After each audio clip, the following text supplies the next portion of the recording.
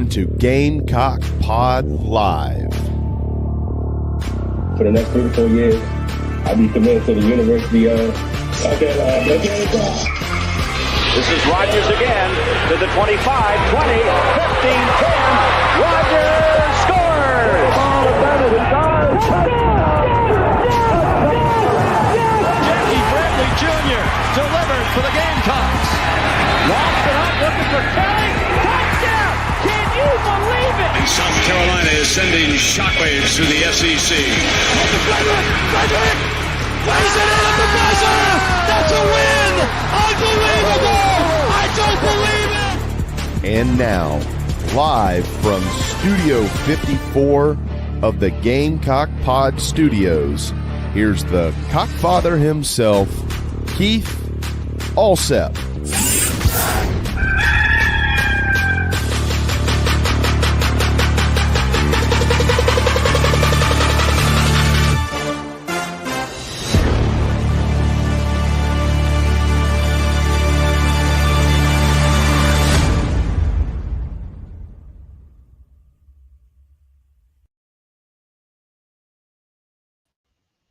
All right, everybody, welcome into Gamecock Pod Live for August the 20th, 2025. Football is here. It is week 0, and we have a great show in store for you today. In just a few minutes, I'll be joined by my good friend, our good friend of the show, the pride of Hampton County, Alex Jones.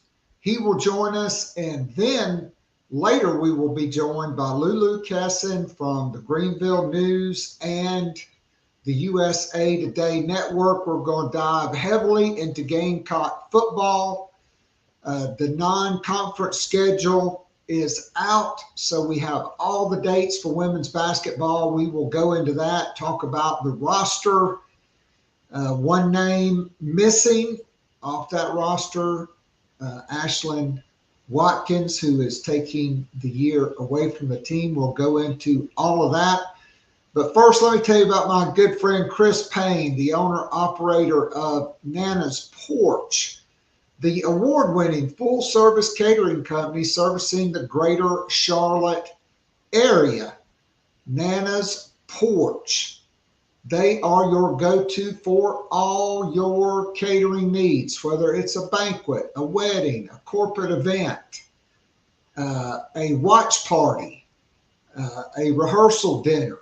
Whatever your catering needs, Nana's Porch has got you covered. So go to the homepage, nanasporch.com. That's NANASPORCH.com. Get in touch with my good friend Chris Payne. Let him know we sent you from Gamecock Pod Live. It will be awesome. Okay.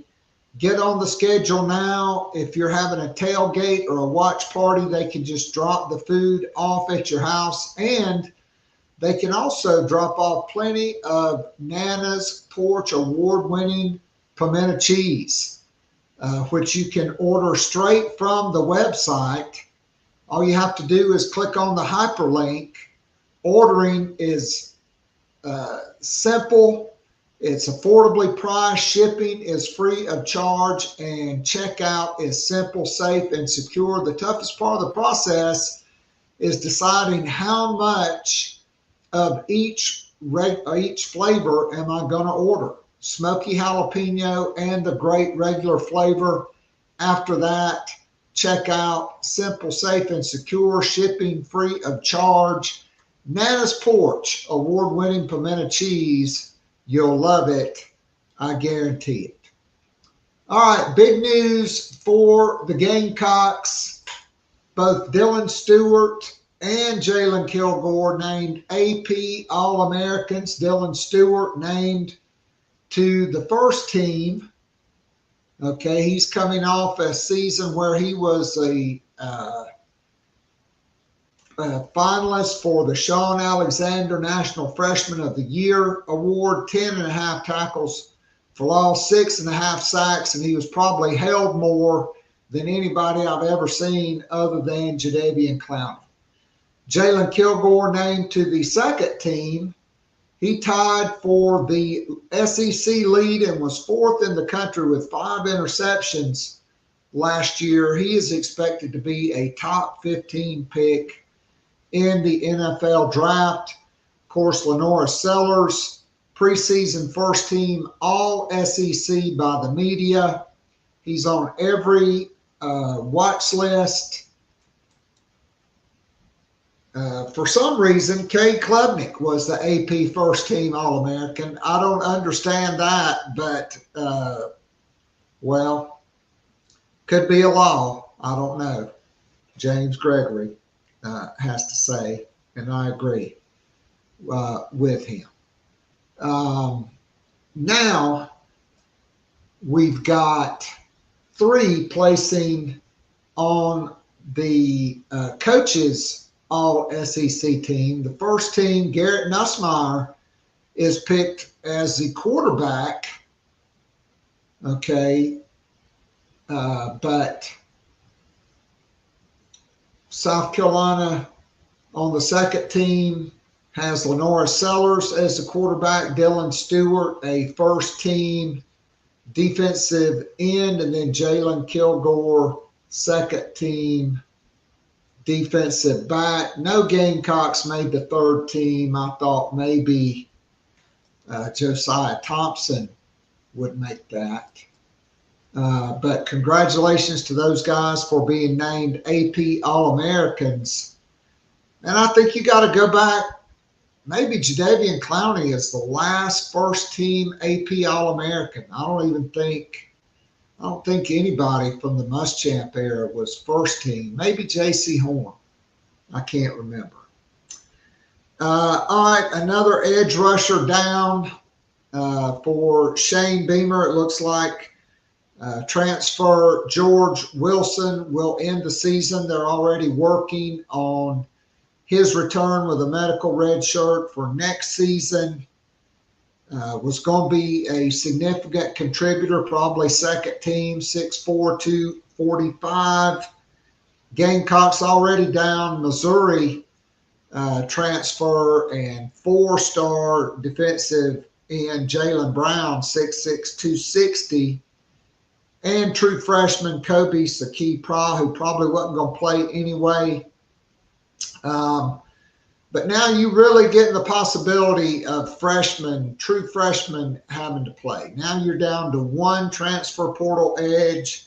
We'll dive into all of that in just a couple of minutes with Alex Jones from the Big Spur.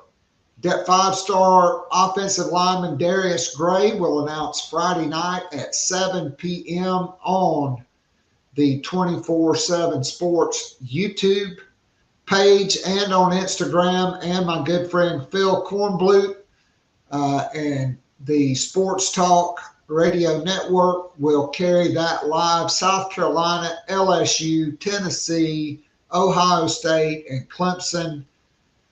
A lot of momentum going for the Gamecocks. We'll talk to Alex about that. And the week of September 8th, Caden Ramsey, the big-time hybrid tight end out of Cross High School. He runs sub 4.5 in the 40, 6'5", 205, 40 catches, 13 interceptions as a DB in 14 games, which is nuts. LaNorris Sellers named to the Johnny Unitas Golden Arm Award watch list. And he's also signed NIL deals with Roback, which I'm trying to order some stuff. It's already sold out. And Beats by Dre, quite the big time NIL deal. La Beats for LaNorris Sellers as we welcome in the pride of Hampton County, Alex Jones. Alex, how's it going, my friend? You've survived preseason camp. You're looking very tanned. I'm out in the sun. Top of the morning to everybody who's watching. We got a really good crowd. You know, it's football season when you got a really good crowd in the room. Alex, Classes have begun. By the way, South Carolina welcomed the largest freshman class in school history this year. That tells you what having a football team that's on the brink of the college football playoff, and Gamecocks ranked 12th by ESPN in the power rankings, 11th in the FPI, 13th by the AP and the coaches. A lot of high expectations for this team, Alex. Yeah, to be honest, I was thinking from an AP poll standpoint, they were going to be in that 16 kind of range. I wasn't sure what kind of respect they were going to get, but when they popped up at number 13, it caught me a little bit off guard. But I kind of thought that's the range they should be in. But I think that kind of shows the respect that South kind of has right now from the national media, and then same from the coaches' standpoint, the coaches poll as well. So I think you're seeing just kind of the respect that South kind of has, and you're really also seeing the expectations that are kind of surrounding this team. And I think that's just kind of the next step for this team to keep on build, or for Shane Beamer and the program to keep on building, is kind of handling those expectations. And we'll see pretty soon here in a few weeks how they're going to handle that. All right, so Alex, Shane Beamer met with the media yesterday. This afternoon, we will hear from the coordinators for the first time this preseason. I'm glad they did it after preseason camp is over. Classes starting. They're in Virginia Tech preparation mode. Before I ask you about Rahsul Faison, because we talked about this, the NCAA still has not ruled. It's getting down to the nitty-gritty now, but what were your key takeaways from Shane Beamer yesterday and the player interviews? Man, LaNorris Sellers just looks so much more relaxed and so much more comfortable. He's really settled in. I think he is headed for truly a special season at South Carolina. Yeah, when you kind of talk about handling expectations, I think that goes right to your point about LaNorris Sellers. He just looks so relaxed and calm and confident.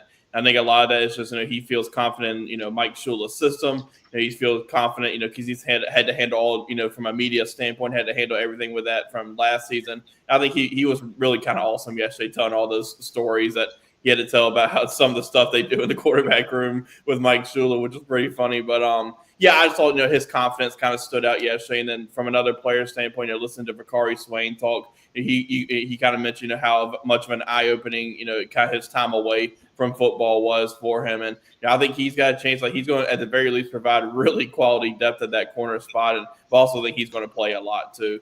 And then there's from a Shane Beamer standpoint, like, I think kind of the biggest takeaway was the George Wilson injury. Like, that's from a, depth standpoint in that room, it gets, a little bit shaky now. I still feel good. I agree with Shane Beamer, and he said it too, that they still have enough depth in that room. But that's three guys now that you're down, and just kind of now becomes imperative that, Dylan Stewart, Brian Thomas, JT Gear, those guys stay healthy. And then also having guys like, Desmond Umeozulu, take that next step. And but also think, now maybe that could be an opportunity for a guy like Anthony Addison, who had a really good spring. And I think that's kind of built on that in preseason camp. Maybe he can provide them some quality snaps. And I think he can do it because I think he had a really good spring. And so I think they're still okay in that room now. It's just, from an overall health standpoint of the team, I think they've been really good throughout camp and all that. And I think that's a huge sign. But just that one room has really kind of taken a hit from an injury standpoint, because from a George Wilson, like I was kind of interested to see what they could do with him, because I think he could be a guy that, when they get him obvious passing downs, I think they could throw him in there and he'd be like a pass rush specialist. But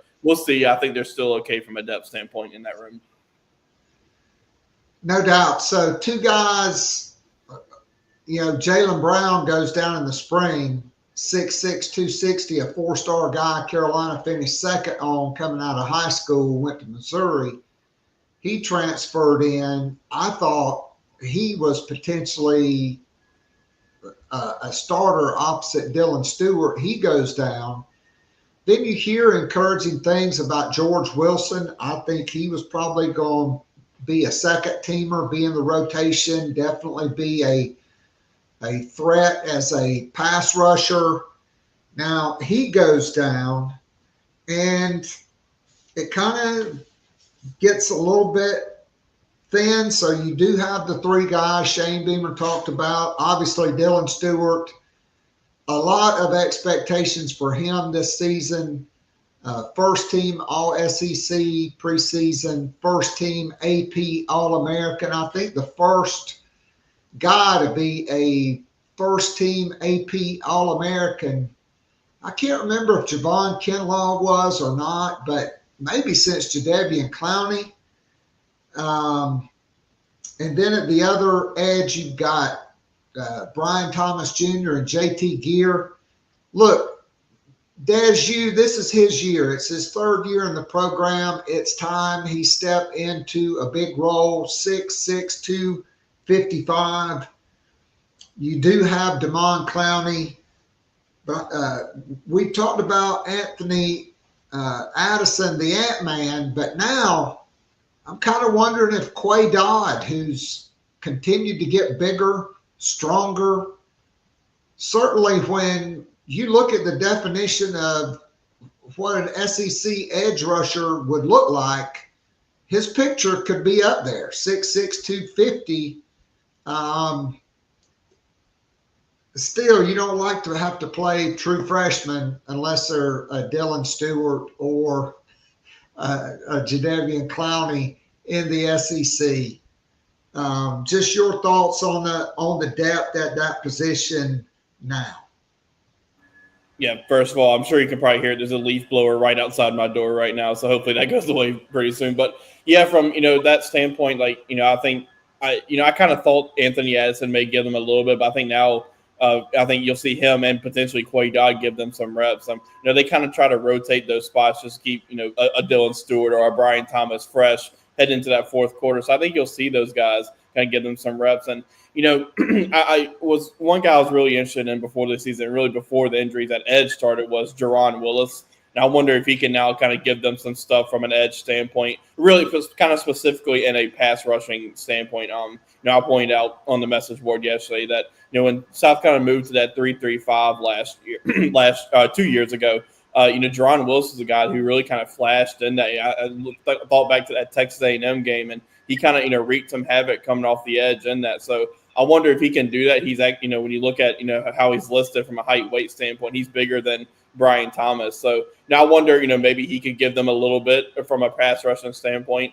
But yeah, I think they're going to rotate there, and I think they feel good still about the depth there, and could potentially be a thing for in the future years where these snaps that Anthony Addison or Quay Dodd could help them for the future. No doubt, and I do think that is an interesting point you bring up on Jerron Willis because I think it's pretty clear at this point the top three linebackers are going to be J.R. Johnson, Justin Murphy, and Justin Okoronkwo. And so I think that could be a role for him. And if they go to the 3-3-5, it'll be interesting to see who is playing defensive end there. All right, so back to offense. Rahsul Faison, we're 11 days away from Carolina football. I meant to mention that off the top. My guy, Mr. Smile, Kenny McKinley. Man, I still miss him. And Pharaoh Cooper. Yep, old Pharaoh. We just put him in at Wildcat quarterback, faked that run, and Dabo's defense run up there, and he just dumped it off to old Brandon Wiles for a touchdown. Rahsul Faison, Darren Heitner taking to social media, and it seemed like he is aiming a howitzer missile right at the NCAA. If they don't rule on this thing soon, they're going to court. Your thoughts? Yeah, it's I feel like it's just been pretty crazy that there's still no answer from the NCAA one way or the other for Rahsul Faison.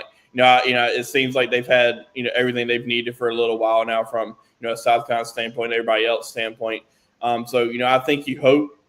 I know we've been saying this for the past month and a half. It feels like I think you feel like you hope it happens. There's an answer later in this week, but then you get into next week where now obviously they're already introducing Virginia Tech a little bit, but then you got to kind of start figuring out, all right, this is going to be our first team running back. This guy that's going to get those first team reps. you really kind of got to start figuring that out. And I think they'll be okay from that standpoint, just because I think they have rotated so much throughout preseason camp that it won't be like it's a big deal if they have to turn to a Oscar Attaway or Isaiah Augustov to be that first team running back. But for just for Rahsul Faison's sake, you just hope there's an answer pretty soon, because it kind of feels like this shouldn't be something that rolls into the season.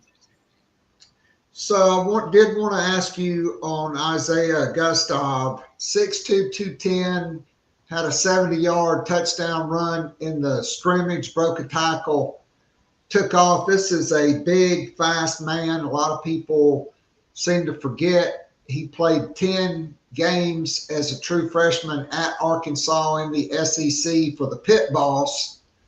Okay, we all know they love to run the ball. I think Carolina had another running back that came from Arkansas that turned out pretty good. And it wouldn't shock me if he doesn't make the Chargers opening day roster. He's really been getting it done in the preseason. But Augustov started at Colorado, had to block a lot for the Shedeur Sanders show. He's in the mix. Attaway, I continue to hear good things about Jawan Howell and Matthew Fuller. A lot of noise that he's making in preseason camp. And I kind of think and Hale McGranahan mentioned this, so I don't want anybody to think this is an original idea. I've only had 3 or 4 of those in my life. But, there's nothing wrong with rotating guys at running back. But I think at this point, you've got to get these other guys ready. Like we know Attaway, he started the bowl game. He started in place of Rocket Sanders. I think I think Rocket got hurt like on the first series of that Akron game. Mm-hmm. But he's played a lot, and he's had a lot of big moments, especially in the Clemson game, the Texas A&M game, and then obviously breaking loose on that 4th down play for a 36-yard touchdown in the Citrus Bowl. How do you see that shaking out if Faison is not ready? We talked about this before preseason camp got underway. You can practice him like he's going to be the first team back. But at some point, if you don't have an answer, you got to start paring down his reps and giving other guys more reps. Do you think we've reached that point yet? Maybe not quite yet. Maybe into the week and maybe even into next week, just because with the game being on Sunday, you do have an extra day from that standpoint. But, if there isn't an answer on Faison yet before that Virginia Tech game, I think you probably feel decent about Oscar Attaway's chances to go out there with the first team offense, just for everything that you mentioned, the experience that he has. One, just as a college football player, but then 2, in South Carolina system. He started the Citrus Bowl, as you mentioned, and played well in that. So I think he would probably get the nod. But I think one way or the other, this is it's turned into the depth in this room is actually turning out pretty well. I think it was Oscar Attaway, and then Isaiah Augustov has had a really good preseason camp. And I mean, what a pickup for the timing of all that. That's not many guys like that of that caliber are going to be in the portal at that time when South Carolina found him. And it was really good timing and a pickup that I think they had to have. And I think he's been really good in preseason camp. It's going to give them everything, give them a lot this year. And then Matt Fuller and Jordan Howell, I think, have taken the next step as well. You hear a lot about Matt Fuller and what he was able to do in camp as well. So, if Faison is eligible, I think you feel really good about how deep this room is this year. And then even, I think, with 4 running backs, that you can do that. But I think, they're going to rotate some in this season. But I'm really interested to see how the rotation ends up, specifically if Faison isn't eligible and how does it go with Oscar Attaway and the rest of those guys. So I think Jordan Howell and Matt Fuller are ready to take that next step. Yeah, I mean, I got a text message last week from a very well-placed source that said, hey, it's happening. He's going to be eligible. And now we're almost a week later. I got that on Thursday morning, and still no resolution. All right, so Look, running back's important, but you got to be really good at quarterback. Check.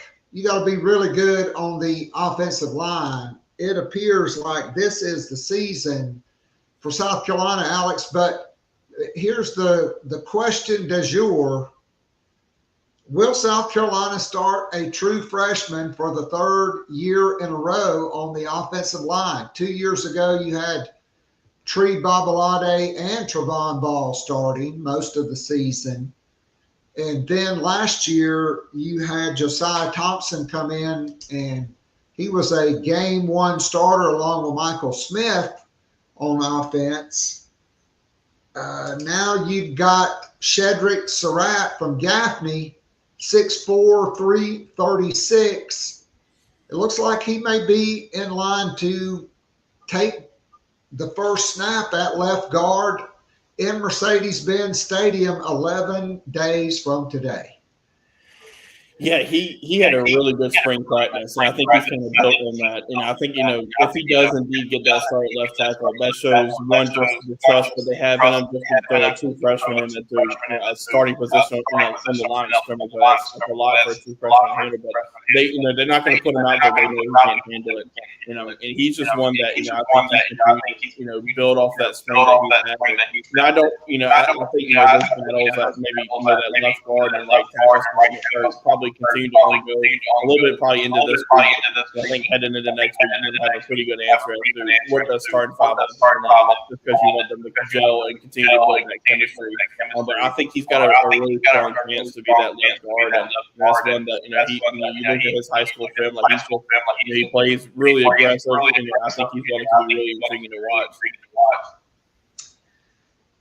So, look, I think we know Josiah Thompson is set at left tackle. It appears Shedrick Surratt, that's S-A, not S-U, on his name. Chicken Fan made sure to point that out. He is the de facto mayor of Gaffney. At center, we know it's going to be Boaz Stanley. What a massive human being, very athletic. I think they'll be able to do more with him in the run game. When Sean Elliott was the O-line coach and they had Alan Knott, they could pull him on some of those outside zone runs. I think Stanley would be able to do that. Trevon Ball's reshaped his body. Still 335, but went from 30% body fat to 19% body fat, and put on a lot of muscle. I think he's in for a huge year. And Alex, maybe they're saying they're still competing, but I just have a hard time not seeing Tree Babalade in the starting lineup at right tackle. Yeah, kind of coming into preseason camp, I wondered if it was going to end up being that he's too good to keep off the field. I think there is some, maybe working to see if he could, play with that left guard spot at one of the guard spots. But I think he's kind of a natural fit for one of those tackle spots. And you saw that his freshman year, and even last year when he got in there, he's really good at tackling. But he's also, he can move people too. So, I think he's got a good chance to do that. And Jason Henry's also, I think, he's going to take the next steps in his game as well. And you kind of heard him talk about that a few weeks ago at his press conference. But I think, we've talked about this for a little bit, but the depth that they've built in that room, there's a lot of. It's a deep room at really each spot. I think that's kind of just built this competition that they've kind of continue to compete. And I think they probably have a pretty good idea of where they want to go with those 5 offensive linemen, but the depth and competition in that room is certainly going to help them this year. Talking with a well-placed source. I hear they actually think they're at least 9, possibly 10 deep on the offensive line. And that's something you got to give Lonnie Teasley credit for. He has really brought in big-time players and a lot of guys on that offensive line. Now you've got a lot of guys that have experience. Josiah Thompson was probably the best left tackle in the country. He's got, 12 out of 13 games last year, he started unable to play in the Missouri game. Tree Babalade stepped in there and really handled it, had a key block helping Rocket Sanders in the end zone into that Missouri game. You got Jatavius Shivers, who Michigan and Jim Harbaugh desperately wanted. Surratt, Nick Sharp, Marquis Anderson, they played Sharps played a ton of football. Marquis Anderson was a top 100 guy. Boaz Stanley, Nolan Hay at center, Trevon Ball, obviously, and then Tree Babalade and Kason Henry. I mean, that's a lot of guys. I didn't even mention Blake Franks. Clemson, Carolina beat Clemson for him. So a lot of depth there for sure on the offensive line. All right. Still a lot of questions in the national media, but I think in the local media, I think pretty much everybody is sold on the improvement of this wide receiver unit and the infusion of young talent. I mean, every time you see a video on the Gamecock Football Twitter feed, it's Donovan Murph making a one-handed catch. By all accounts, Nick Harbor, his knowledge of football, route running ability to read defenses, and just a number of reps has helped him. Mazio Bennett, I don't think we talk enough about him. Vandrevis Jacobs, and then, Brian Rowe, you probably have heard the most about him. And then Malik Clark. I mean, that's 7 guys. I didn't even mention Jaden Sellers or Lex Cyrus, who's a 10-4 100 meters guy, who I really would put on kickoff return, quite frankly. But just your thoughts overall on that depth and the quality South Carolina may have in that wide receiver unit with Mike Furry coaching them up. Yeah, I think a lot of the talk about that receiver room has been about the freshmen, but I also think those returners have kind of taken the next step. Specifically with Nick Harbor, when we're out there for open media or open practice for the media, like there was one practice where we got to see some routes on air, but when you watch them, like the route just kind of looked a little bit more fluid than it had been, just a little bit more cleaner, and you started to see that towards the end of the season for him. It seemed like the light was starting to come on. I think just having that spring and then having this preseason camp, I think he's really kind of built on that. I think Mazio Bennett could be able to take a big next step as well. Like he was one that really kind of shined as a freshman. Kind of battled injuries a little bit, but I thought he had a really good freshman season as well. And then with those freshmen, I think Donovan Murphy has really picked up right where those other freshmen left off. Like I remember talking to Mike Furry before preseason camp, and he was asked how if he could be behind at all coming into preseason camp, and he pretty much said not at all. And I think from a physical standpoint, he's really picked up right where they left off. So this freshman, you mentioned Brian Rowe. I think he's the guy that you just continuously hear about making plays in scrimmages or making plays in practice. So I think now it's just, especially with this freshman, like we've seen Nick Harbor, Mazio Bennett, Jerry Brown, we've seen them go out when the lights are bright and make those plays. Now for this freshman, it's just now the next step is they're doing it on game days and doing it in front of thousands of fans in Mercedes-Benz Stadium are watching. Just going out there and doing it. And I think they can. I think Mike Furry has those guys ready to go. And, it's again like I think the depth in that range is going to be pretty good. That is, like Cyrus, I can't remember if it was LaNorris or Bakari Swain or somebody yesterday mentioned he had a good scrimmage on Saturday. So I think it's just the freshmen are providing a lot of depth. And that's not even mentioning Malik Clark as well. So I think I'm really intrigued to see that depth, and now that next step is going out there and doing it next Sunday. All right, so if there's one freshman that could break through and become a starter during the season, who, in your opinion, who would that be? I'll go Donovan Murphy. Like it'd be him or Brian Rowe. I would have. My first thought would have been Brian Rowe, just because he just may be the best slot receiver on the team. I know Jared Brown's probably going to be that guy. Hopefully he's gotten bigger and stronger to be able to withstand a season in the SEC. because we saw what he could do on that little tunnel screen against Missouri right before the half. Great call by D'Lo and now the head coach at App State. But he turned that thing up, and he was headed for the house, which is what you want. All right. So let's switch to defense. And so I want to ask, is it a bad thing that you've heard a lot about Mike Shula and the offense simply because I think you have more knowns, more experience on offense with LaNorris Sellers, with a lot of guys on the offensive line, 4 returners at wide receiver, 3 returning tight ends in Michael Smith, Brady Hunt, and Mo Brown, who I think will really have a role as a fullback, H-back type of guy.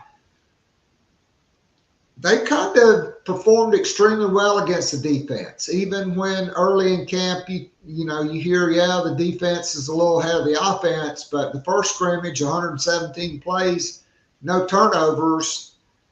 Second scrimmage, another good day for the offense, although I do believe they got some turnovers. Obviously, new faces at defensive tackle. You lost your 3 of your top 4 guys last year. Who do you see as the guys right now? I mean, I think it's clear that Monkel Goodwine, Nick Barrett, and the notorious GBD, Gabriel Brownlow-Dendy, those are the top 3. If you had to guess, out of those 3, who are the first 2 guys out a week from Sunday in Atlanta? I feel really good about saying Nick Barrett definitely being one of those guys. And I think I'm going to go Monkel Goodwine just because he's a guy that's experienced and second year in the program. I think he's also kind of taking the next step in his game. So I would go those 2. But I mean, Gabriel Brownlow-Dendy, I think he's going to play a lot. They kind of talk about how just his size and all that. I mean, the potential is still there. I think he just kind of battles some injuries that takes him. But I think Flavian Robinson's trying to work on everything he can out of him, and he's still got all that potential in high school as well. All right, so that's 3 guys. Okay, to me, the big next question is, okay, who's number 4 and who's number 5? Because you want to keep your top 2 or 3 guys fresh for the fourth quarter. Plus, we've seen the injuries at the edge position. Okay, offensive and defensive line, that's tough because there's a lot of big bodies moving around in there. So who is the next man up, Alex? Talking about Barrett, Goodwine, and the notorious GBD. Who is up next? Is it the freshman, Christian Ingram? Is it Troy Pikes? Is it the JUCO All-American at edge? Defensive tackle. There's Xavier Hardy. Who is the next man up? I think the next 2 could potentially be Troy Pikes and even like Devontae Miles. Devontae Miles is one that I really like what they've seen from him so far as well. I think Xavier Hardy is right in there as well. But Christian Ingram, he's one that he already brings the size that you need for SEC football, 6'6", 310. Now I think it's just is he ready to handle the playbook.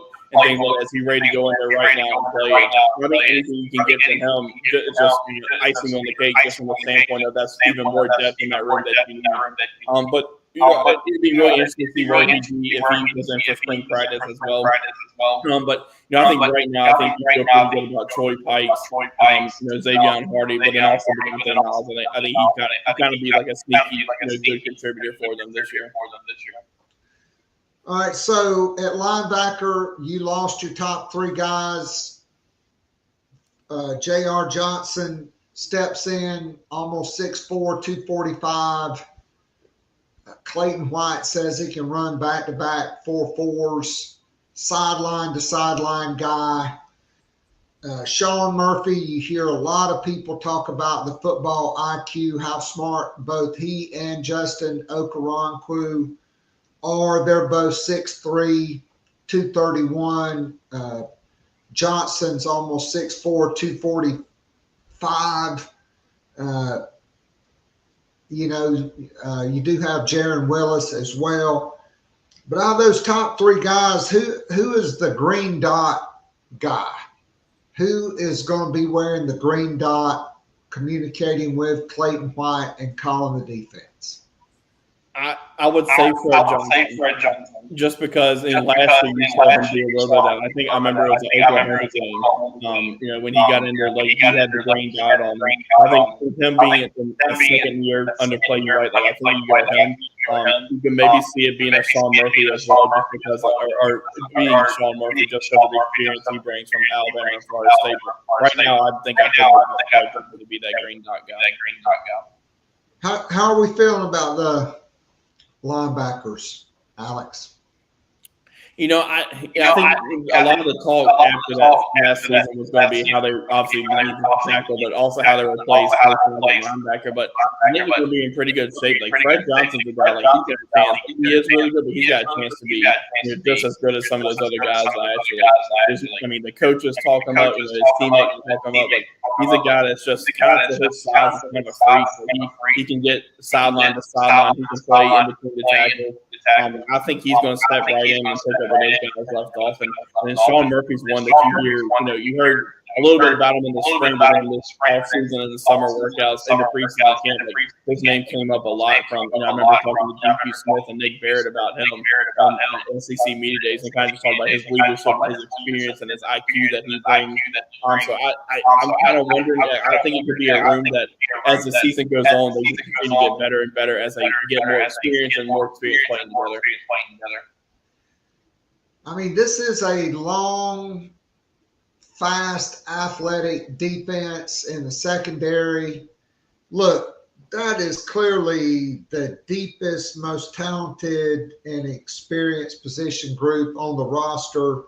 I don't really think there's a whole lot of need to go through that. There is that one safety spot. You're replacing Nick Eamon-Warry, but you've got great depth at corner. DQ Smith at safety. Are we thinking Peyton Williams is going to take that spot vacated by Nick Eamon-Warry? And then it's good to see, guys like Gerald Kilgore getting a turnover. David Busey's playing well. Kelvin Hunter is playing well. I just think, I didn't even mention Kendall Daniels Jr., who South Carolina beat some of the premier programs in the country for, who's got that Nick Eamon-Warry size. Barring a rash of injuries, he may not even be needed this year. I probably would play him on special teams, though, to get him ready for next year because you're going to be losing some of those guys. But really deep room with an AP All-American in Jalen Kilgore, who led the SEC in interceptions returning. Yeah, they have depth at just about every spot in the secondary right now. And the players have kind of mentioned the depth that they have. And I think it's probably one of the deepest rooms, secondary rooms they've had in quite a while. But I think that's just because of the way they've recruited. And they've got that other safety spot. I think you probably lean Peyton Williams right now getting the start. But I think David Busey's going to play a lot too. That's the guy that you saw last year with what he did in special teams. And I think he's had a really good season. I think you're going to see him play a lot. Too, but we talk about all these guys like local, the safety, but you still got a Jaleel Simon who sounds like has had a good camp. Kelvin Hunter, showed some stuff last year. You mentioned Kenyon Daniels. Chris Hatfield came in the summer and physically looks like he could be kind of that next corner at some point in his career. And last year you kind of saw from a freshman standpoint, Fred Johnson with him kickoff team a lot, and you saw some of David Busey, those guys on the kickoff team, like Chris Hatfield could be a guy that's on a lot of these special teams. Same for Kendall Daniels. Those kind of things, like you saw that kind of help build what they can do from a defensive standpoint heading into U2 or U3. So they always have freshmen on special teams, and some of those guys like a Hatfield or Daniels, or maybe even a Kelvin Hunter, Jaleel Simon. I think you're going to see those guys on special teams, and then down the line, I think that's going to help them in the future as well. All right. So speaking of special teams, we're entering the season with a guy who will be making his first career punt in a game, first career extra point in a game, first career kickoff in a game, first career field goal in a game, and first career snapper. Maybe taking their first deep snap of their career. Let's go ahead and bring in Lulu Kesin. We can just have a little round table on special teams there. Welcome in, Lulu. Always great to have you. And so at Mercedes-Benz Stadium, sellout crowd, Sunday, the game of the day, and you're going to have guys kicking, punting, snapping, and perhaps holding for the first time in their career. That's got to be a little unsettling. We'll just go with Lulu first on that, and then Alex will get you, and then we'll get you on out of here. Yeah, it's good timing. I actually talked to Kai Kroger last night about it for a story I'm writing. It's definitely on paper. It seems like, I don't want to say a risk, but it obviously seems like something that could be anxiety inducing. But as Kai said, even after 5 years of punting in Williams-Brice Stadium and all these SEC schools, it never got easier. And so I think that's a perspective maybe some freshmen might lean into, is the fact that even though we haven't ever punted, kicked, held in a college game, it's still that feeling that won't get lost on us 5 years down the road. And so kind of buying into that, like, they're not actually as behind as it seems, because at the end of the day, like, the butterflies don't ever leave you. It was the perspective I got. Yeah, I just think it's going to be one of those where whoever it is, Mason Love, Max Kelly, whoever it is going to be doing the kicking and all that.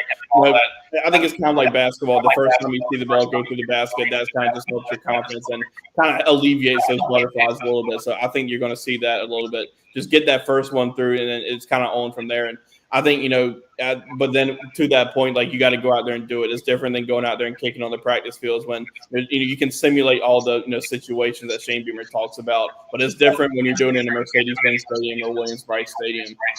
So just from a special teams standpoint, I think one thing you would like that you heard from Shane Beamer was he talked about some of the consistency that was better in the second scrimmage from a special teams standpoint. He's mentioned they punted the ball well in both scrimmages, but I think he kind of liked from a play standpoint some of the consistency he saw when they put him in those pressure situations on Saturday.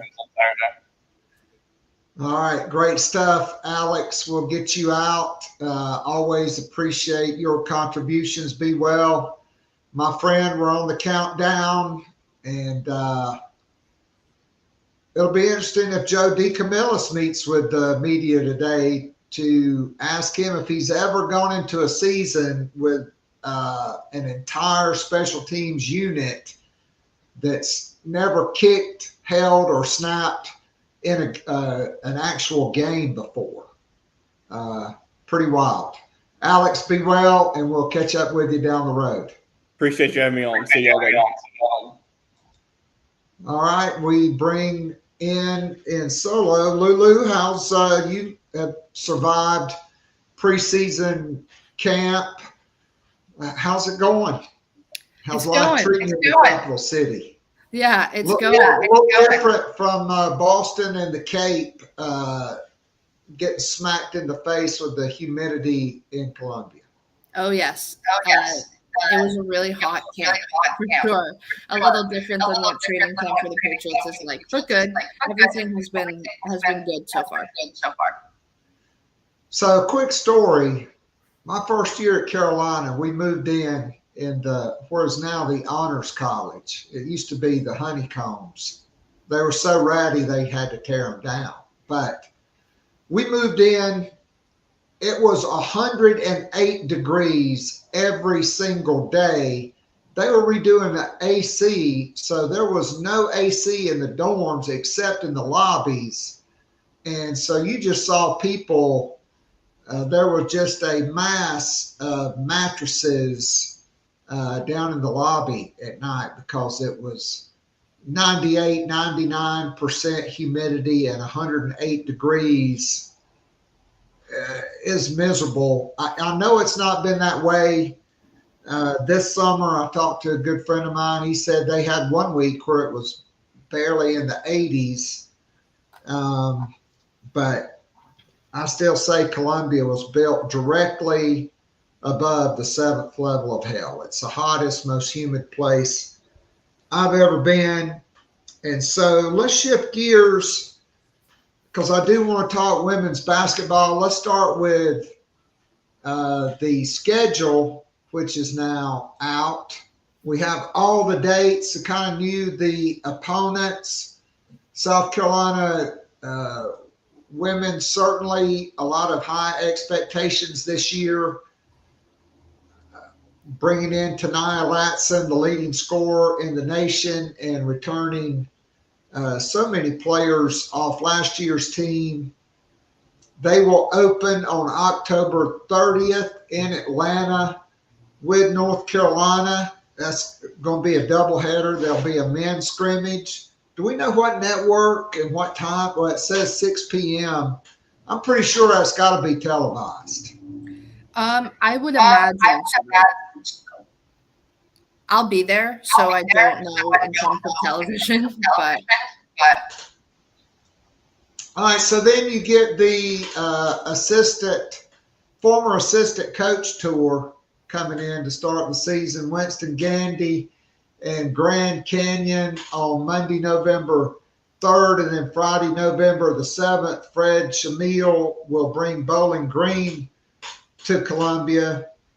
And hey, good news for Clemson on November the 11th. You will not be dunked on by Ashlyn Watkins in this game. Her first 2 years, she got dunks in that game. Then it really gets real. November 15th in LA, the battle for the real SC with Southern Cal, but no Juju Watkins. That's really the first marquee matchup on the schedule. Both teams have recruited well. National TV for that one. Your thoughts on that game? Yeah, it's a bummer that the game obviously isn't going to be the level of play it was when the schedule was, or when it was first revealed. I think that USC still has some talent. It'll be an interesting game, but I think that it'll be a good road challenge for South Carolina, where the star factor will be out of it, and it's not about, okay, stop this one score. They're able to sort of focus on just a road early game as a whole. All right, so you get Winthrop and Queens College in November. The week of Thanksgiving, you get Duke and Texas or UCLA are in Las Vegas on the 26th and 27th in the Players Era Championship. It'll be South Carolina versus Duke, and then the Gamecocks could get 2 bites of the apple at Vic Schaefer in Texas. Texas will try to keep it below a 17-point loss. That seems to be the number in that rivalry. Or UCLA, which would be an intriguing matchup for sure. And Duke or Carol Lawson, they just keep getting better. Yeah. If you're South Carolina, you kind of wonder which one you want there. Obviously, you're getting Texas already, so maybe you lean towards UCLA, but at the same time, UCLA is a difficult team. But you have your own sixth center now, so different dynamics, a totally different team. I do think South Carolina has a much better chance to beat UCLA this year than last. But it'll be intriguing. Yeah, I was joking with somebody because Texas, their home and home is LSU. And so Vic called my Malaysia 4 times last year and probably was like, all right, just have to deal with it once, and now he has her twice again. Yep, no doubt. So after that, we flipped the calendar into December. South Carolina's at Louisville, December the 4th for the SEC, ACC Challenge. And then you get Penn State at home. And then you get to go to Florida right before Christmas and play at USF and Florida Gulf Coast, and then come back and finish it out with Providence before you get into the SEC schedule. And Gino, I'm telling you, should not have ran his mouth, okay, about the statues. They've been replaced essentially by Coppin State for the SEC schedule break for the non-conference this year on Sunday, January the 18th, but no UConn. And like Don Staley said, why am I going to continue to play every top team in the country? Which, look, there's a lot of them on that schedule: UCLA, Texas, Duke, Southern Cal. Nobody knew when that game was scheduled Juju Watkins was not going to be playing. Along with a full SEC slate when strength of schedule really doesn't matter. Yeah, and I think that's a huge point of Dawn, and I respect it, where she acknowledged, okay, you're not going to reward a lot of us for scheduling really difficult non-conference games. Okay, I'm not going to do it. And I think it's almost her punishing ESPN a little bit and punishing TV and broadcast. Like, I'm not going to give you these incredible matchups. They're not, the payoff isn't worth it for either team anymore.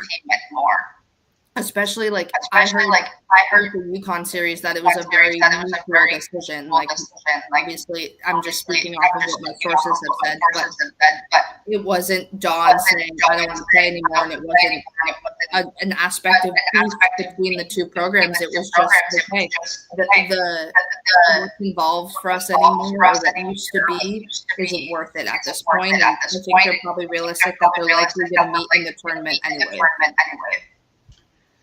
No doubt about it. Big expectations, South Carolina. The roster has finally been updated now that classes have started. And Ashlyn Watkins not even listed on the roster this year. That puts you at 11 scholarship players. You do add at least the first player in the Dawn Staley era to wear 00, and that is Tanai Latson. Of course, the most famous player to wear 00, the Chief, Robert Parrish, with the original Big Three: Larry Bird, Kevin McHale, and Robert Parrish. The leading scorer in the nation last year.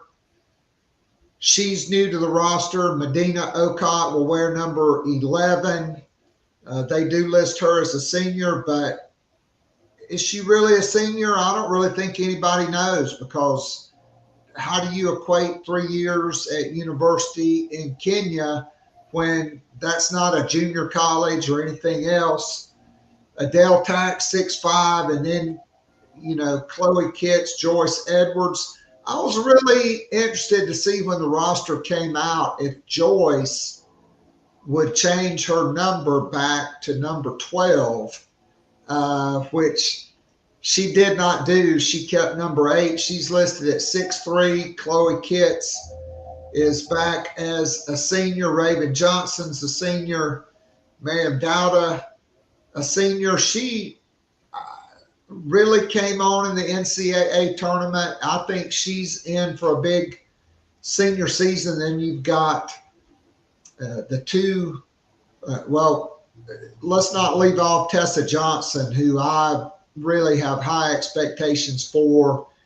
And then Ayla McDowell wearing number 24 and Agot McKeer wearing number 44. It'll be interesting to see that. Both highly recruited, highly touted freshmen with international experience. Just your overall thoughts on the roster. And my girl, Maddie McDaniel, I just think she's going to be a spark plug on this team after a year in the system under Dawn Staley. Absolutely. I think Maddie's due for a big year. I think Tessa has to have a big year. I think I was surprised Joyce didn't change her number back. I wonder if had 12 been worn by like a senior and it was natural, she would have been like, well, I'll take it. Or if she didn't want to like be in Lay's shadow with the number 12 or anything like that. And obviously I think they're all still good friends. But I think this is a roster that's not being talked about enough. I understand that the transfer portal brought a lot of players to different schools, and I think that's great. But I think South Carolina is going to be better than they were last year. And there's only like 3 or 4 games where you can improve in that regard. I think that having a weapon like Oka off the bench is absolutely huge. I think that the freshmen are going to be mature enough to contribute, especially in these non-conference games early. And like you said, I think Miriam Dowda is going to be a totally different player than we saw in even April of last year. I mean, people forget 2 years ago, she led the SEC in block shots at Arkansas. Are we really sure Ocon is going to come off the bench? I could see Dawn starting her. It's going to be really interesting with the lineup and the rotations, because I think you could see, Joyce Edwards, Chloe Kitts, and Ocon out there all at the same time. Even. Yeah. Honestly, you're not wrong. I'm curious to see how it all works. I don't know, if Dawn looked at, okay, who's coming off the bench, Tessa or Joyce. I don't know if I could say, which would handle it better, or which would be more receptive to that. But I trust Dawn in that way, that she knows what she's doing. It's going to be interesting to see how she uses the lineup for sure. Well, I think Tessa and Joyce both are starting because, quite frankly, they may be the best 2 players on the team. This is a big season for Tessa Johnson. She's, Pow's gone. And I just think we're going to see the Tessa Johnson we saw when she had her confidence going and led South Carolina in scoring in the Elite 8 game and in the national championship game. I just think she's due for a big, big season this year. Absolutely. And I think, like I said, she needs to. I think that South Carolina's success rides on what Tessa Johnson will get. I mean, when you have Tanaya Latson and Tessa Johnson on the wings, that could really be that could spell trouble for opponents with Joyce Edwards and Chloe Kitts on the floor as well. And I think Raven Johnson, having her former running mate, they played together for 3 years in high school, having Latson there, I think that is really going to spur her. And Dawn Staley said it, coming off that national championship, 38-0, Raven was not in the gym enough. She was not working on her craft. I think this is her last go-round. She certainly got better as the year went on. But having Tanaya Latson there, that familiar face, playing high school and AAU together, I think that's going to help her be the best version of herself as well. Absolutely. I think they bring out the best in each other, and I think that it's just exciting for everybody to watch this like matured version of the duo, because obviously you're a lot different when you're in high school. But seeing what they can do at the college level will be really exciting. No doubt. All right, so let's shift gears back to football now, and just big picture. By all accounts, it's been a really good preseason for Mike Shula and his offense, certainly having LaNorris Sellers, who could be the best quarterback in the country. Certainly, he may not be in a class all by himself, but it doesn't take long to call the roll. Just what are your big picture thoughts on the offense, and what are maybe the running back, Rahsul Faison, that I still can't believe. Well, I can believe it with the NCAA, not resolved. Yeah. But a lot of noise about the young wide receivers and the returning players there, the offensive line, and just the depth really at every position on offense right now for South Carolina. Yeah, I guess I expect the O-line to be better this year than last year, and I think that knowing how incredible LaNorris is, that just adds a factor of protection. I think that overall, what gives me confidence in the offense is probably wide receivers. They have a lot of really talented receivers this year. Mazio and Jared Brown alone, I think, are just two really underrated. I understand that they don't have necessarily the I guess ratings out of high school and maybe are a bit undersized, but what they did last year in big moments kind of got swept under the rug, and I think that they'll be back and even better this year. And I think that the freshman wide receivers are very, very talented. And then you have all that with a 6'5" Nick Harbor, who basically gave up track for football, and I think that will show on the field. So yes, I mean, it's weird. Shane said yesterday that he was more he thinks depth-wise that they have more at the running back position. And I get what he's saying, because last year it sort of was just Rocket and a little bit of Oscar Attaway. So I recognize that he's like, hey, if it's by committee this year, we have more than one person.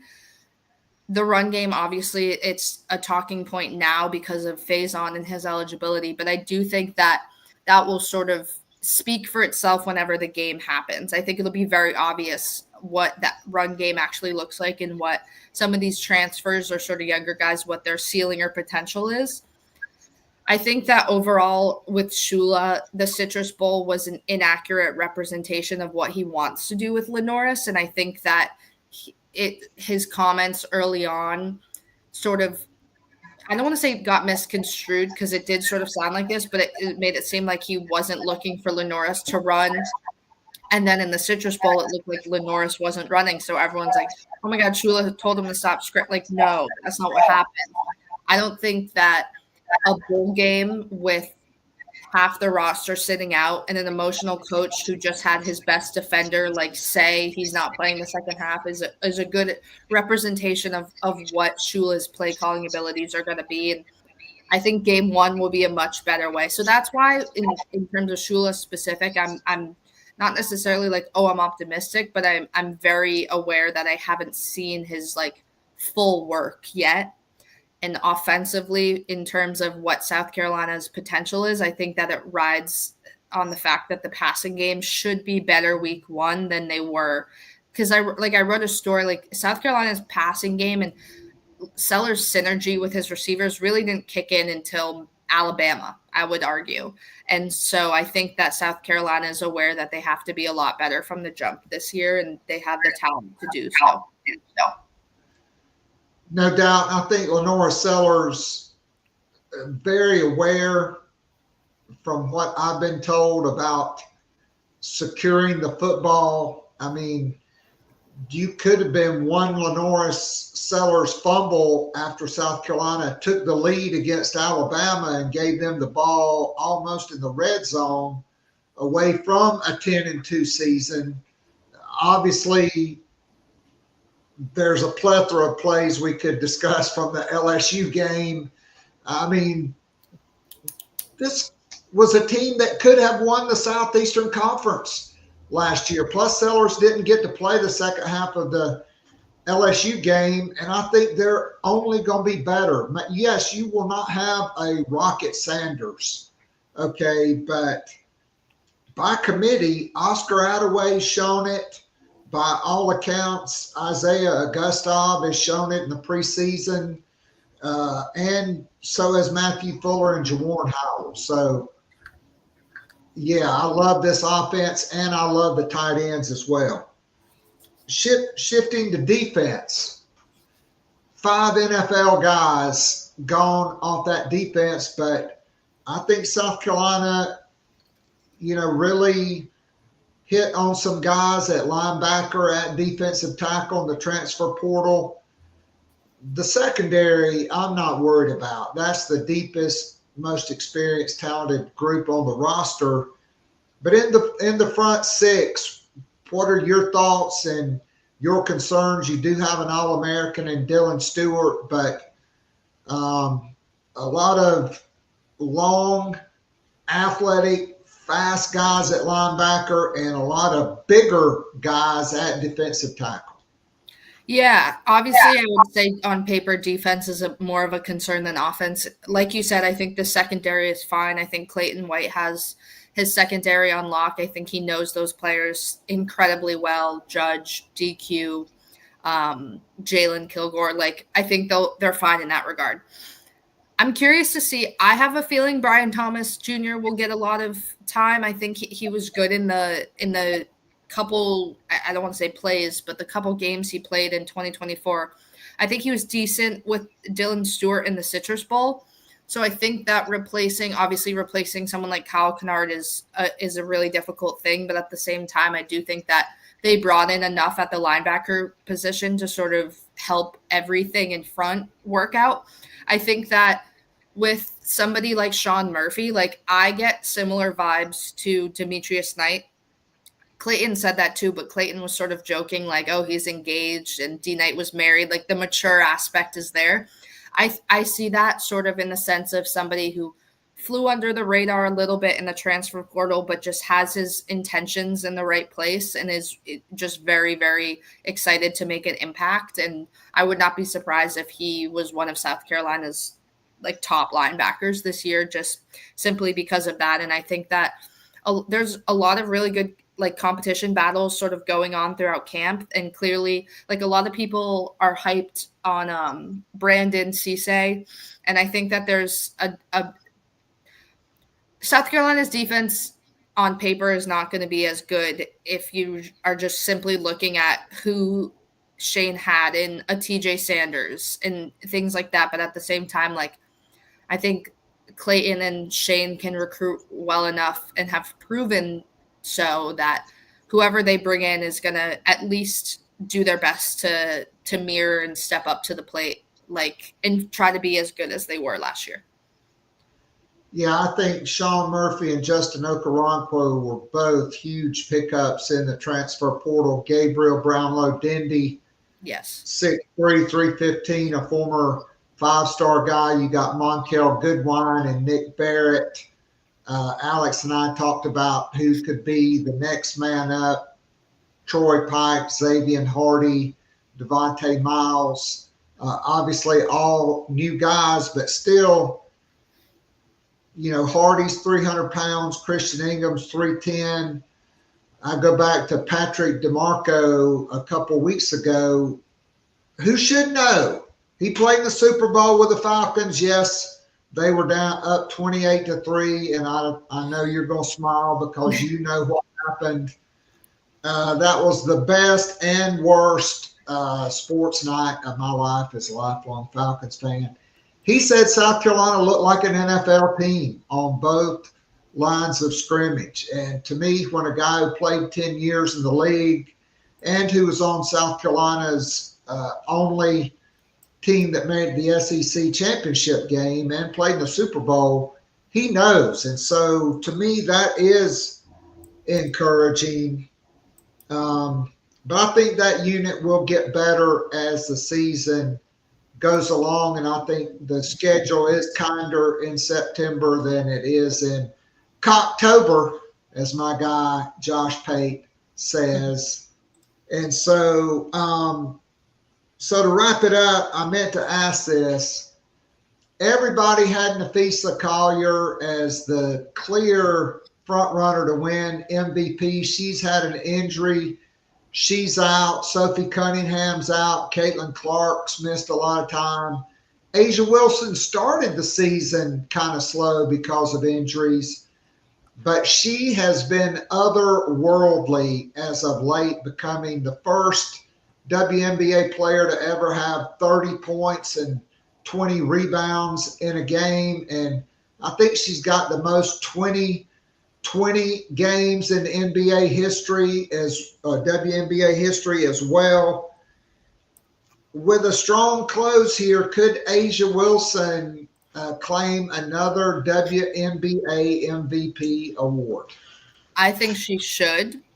I will not be surprised if she's a victim of voter fatigue and if people are lame and want something new and don't want her to get another one in a row. But man, oh man, she should be, in my opinion. I will die on that hill. So I would also add, again, she, for the fourth straight years, leading the WNBA in block shots. I could see them splitting it with them giving her the defensive player of the year and maybe Collier MVP. But the way she's playing, and look, whatever position, your best ability is availability. And that's an NFL line. I did not make that one up, but it's really true. Your best ability is availability. And Asia Wilson, to me, it's not how you start, it's how you finish. And she has really put her team, she's had to put her team on her back down the stretch, and she's doing it. Absolutely. Absolutely. Very well said. Yeah. Awesome. All right. So, Lulu, I'm going to put you on the spot here. At the end of the day, do you think South Carolina can make the college football playoff this year? Is this the year with LaNorris Sellers and company, or is the schedule just going to be too much? It's funny. I'm working through game-by-game predictions right now, and it's like it's so hard when a play, like last year, a play was the difference between a win and a loss, but it also went the other way. You know, like if Rocket makes one wrong move and doesn't score against Missouri, or like it's hard. I'm gonna go no, but I would not be surprised if I was wrong. Yeah, I mean, it's, I'm still not sold on Oklahoma. At LSU, to me, is the toughest game on the schedule. Yep. The next two highest-ranked opponents in the preseason, Clemson, which I'm just not buying that. But I give it to Dabo. They recruit well. They retain their players. They're very well taken care of there in the upstate, and they have been since the 1970s. You do have Clemson and Alabama both in the friendly confines of Williams-Brice Stadium. I think that's huge. To me, kind of the bellwether game before you get to Cocktober is if you beat Missouri at home or on the road and then come back home and play Kentucky, you get that open date. And then you go into the gauntlet of Cocktober. If South Carolina starts the season 5-0, they're going to be ranked inside probably the top 8 in the country. And then if you're playing a couple of top 10 games and you lose those games, you're not going to drop out. Right. Yeah. I think Alabama is either going to be like A&M, or it's close, and then South Carolina just like balloons in the second half, or it's going to be like Ole Miss.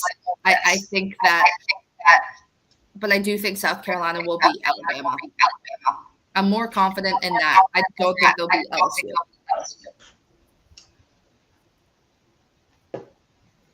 The one box Shane Beamer has not checked. He's won twice in the upstate. I won't call it Death Valley. That's LSU. Yeah. That's also the place. That's the worst I've ever been treated in my life is there. So just blend in. Wear a purple or gold shirt, and nobody will physically or verbally assault you. Beating Clemson at Williams-Brice Stadium, they had a chance 2 years ago. You had that crazy play on the backwards pass with Xavier Legette and Rattler. Clemson didn't score an offensive touchdown. They're going to have them at home, and I kind of am with Shane Beamer. Last year, he thought the winner of that game would make the college football playoff. Well, the loser wound up making it. In Clemson this year, though, I think he's right. With South Carolina, with those SEC games, Clemson, if they beat LSU, they have a cakewalk to Williams-Brice Stadium. I mean, they might as well be playing the Acme typewriter school for maintenance, to quote Tom Cruise and A Few Good Men, all season. It's a cakewalk until South Carolina. If the Gamecocks win that game, that could be their 10th win, which could catapult them, to the college football playoff. Yeah. We will see. To be determined. Week 0 is this week. Farmageddon taking place in Dublin, Ireland. Why in the world is Iowa State and Kansas State playing in Dublin, Ireland? I don't know. Help me out with that. Yeah, no idea. Do I think it's a cool idea? Sure. Do I think it's a good idea? No. Yeah, so we'll see it. It's a top 25 game, and really the Big 12, I don't even know. I mean, if Texas Tech doesn't win that league with the amount of money they put in their roster, Joey McGuire, I like a lot. He's getting fired. Yeah. I do think Texas Tech will win it, but all right, Lulu, great stuff as always. Thanks for joining us, and we'll look forward to catching up with you down the road. Be well, and enjoy Atlanta, hot Atlanta on Labor Day weekend. Thank you. Thank you for having me. Be well. Appreciate it. Have a good one. All right. All right, that was Lulu Kesin, and wow, what a show.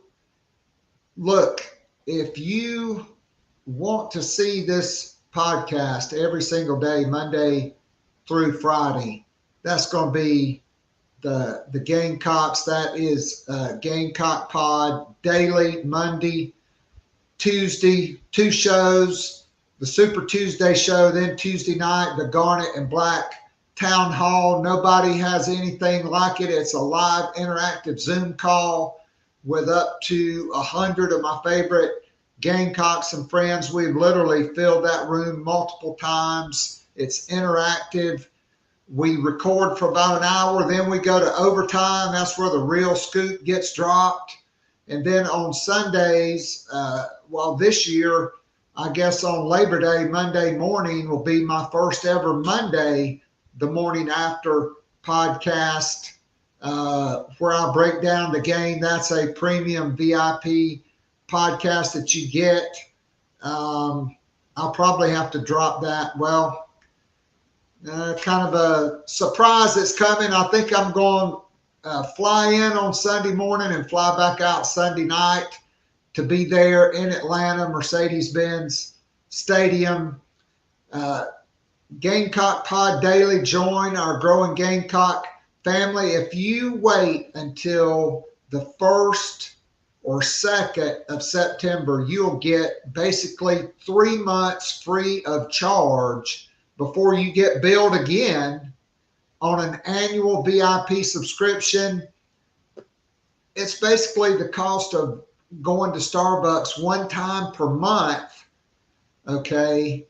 Just count up 10 trips to Starbucks, and that's an annual VIP subscription. Get this show every single day. And then on Wednesday, you can see we have a big crowd live. Even more will watch this later and in podcast form.